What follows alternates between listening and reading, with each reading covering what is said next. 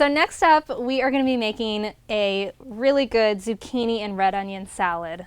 It's similar to charring corn or other vegetables. I have beautiful zucchini here from our garden, which is very good. We pull them really small, they're really tender, and just absolutely delicious this time of year. And then I just have some red onion. But I want to show you guys how we cut these. So you'll see here I've got a slice of zucchini that's cut lengthwise.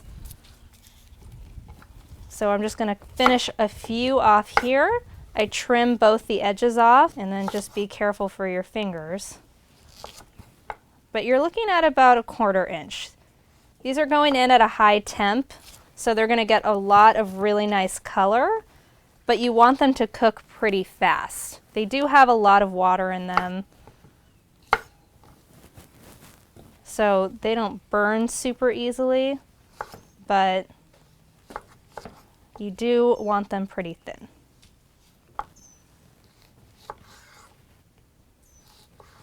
All right, so zucchini is done, all prepped off. I had some already prepped. And then now I'm gonna cut these onion wedges. Now, depending on how much you like red onion, I like a lot.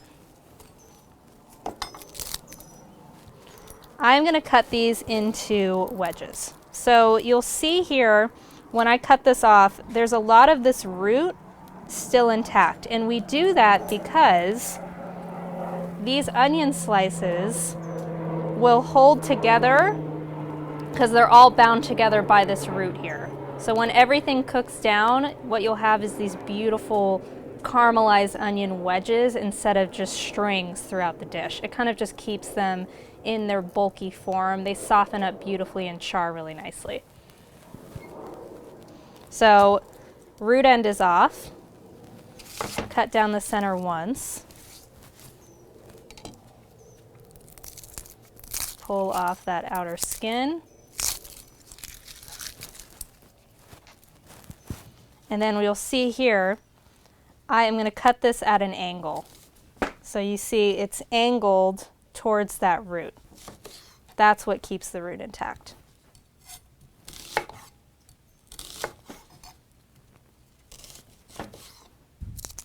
So we'll finish off this other side.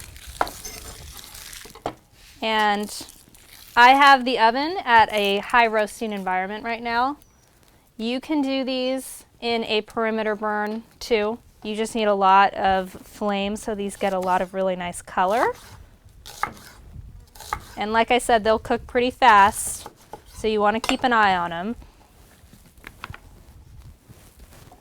But once you're ready, we're going to pull these forward. I'm going to give it some oil and then a big pinch of salt. It's a little windy here today. And then just toss those together. And with the onions, you might want to be a little delicate so they don't fall apart. If some of them do fall out of their root, it's not a big deal at all. Those will actually char up pretty nicely. And then next is the zucchini.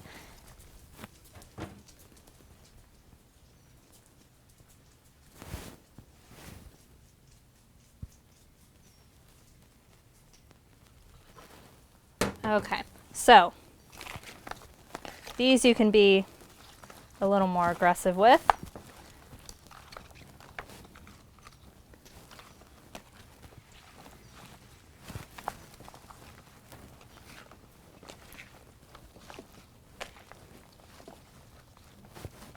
And then a big pinch of salt.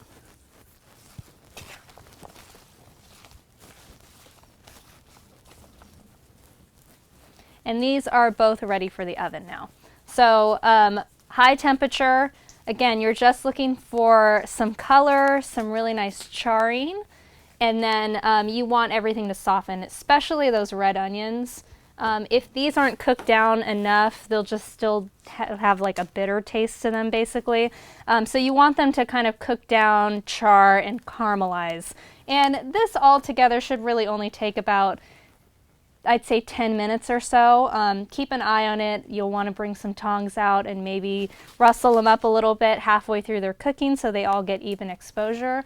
But otherwise, we're just going to toss these in the oven and just let them go.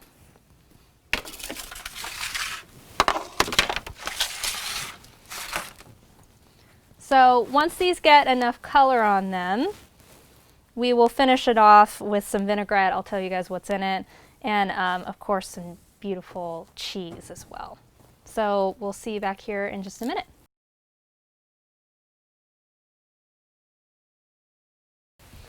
Okay, so we've just pulled our vegetables out.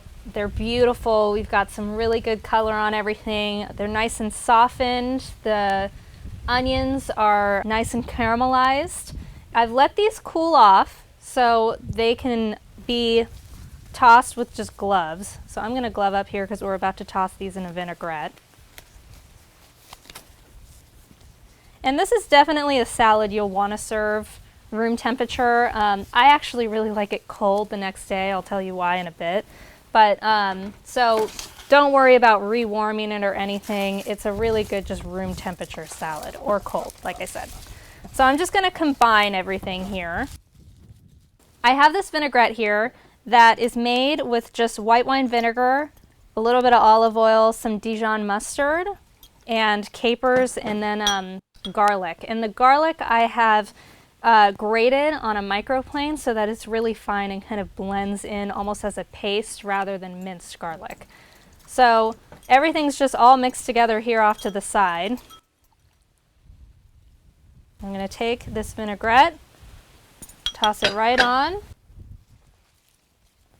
and just lightly toss everything together. So this needs to sit,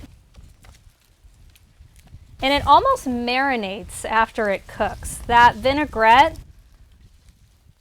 starts to sit with the vegetables and they get really, really flavorful.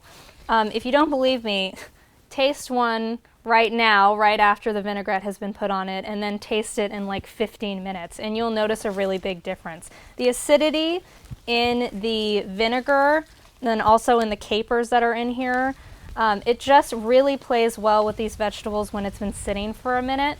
So we're gonna now let this sit for about half an hour. Just, you can leave it uncovered. Again, this is another reason it's a really good thing to prep in advance if you're entertaining, or to make in advance for dinner the next day. But we're going to let this sit for about half an hour and we'll come back and finish it up. So it's been about half an hour. Our vegetables have just been sitting and marinating with that vinaigrette that we tossed on it earlier. And now I'm just going to finish off the salad. So again, I'm going to plate up here with my hands. So I'm just going to put some gloves on. And then I like to kind of just stack them up in the center of a plate.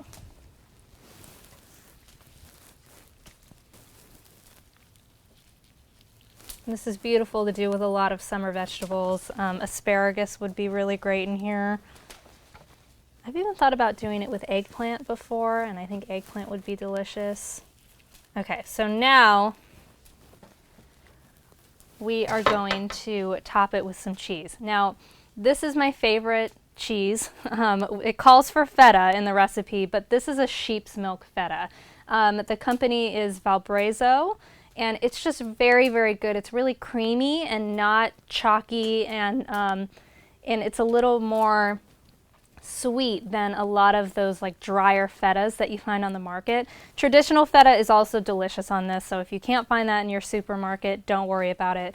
But a sheep's milk feta does a really, really beautiful thing here. So I have just a block of it here.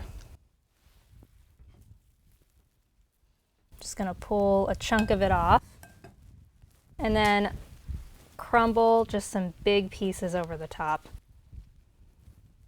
It plates up really beautifully. If you can find this cheese, I promise it's worth every cent. It looks beautiful. I'm going to top with a little bit of just red pepper flakes.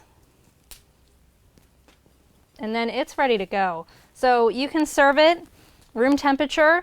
I actually really love it the next day. If this sits in the fridge overnight, even if it's leftovers with the feta in it, what happens is those red onions in there get pickled from the vinegar in the vinaigrette. And it just adds a whole layer of flavor that just takes time to really get there. It's very, very delicious. Have it for breakfast, lunch, and dinner. We've had it for breakfast here before, and it's super, super good. So enjoy.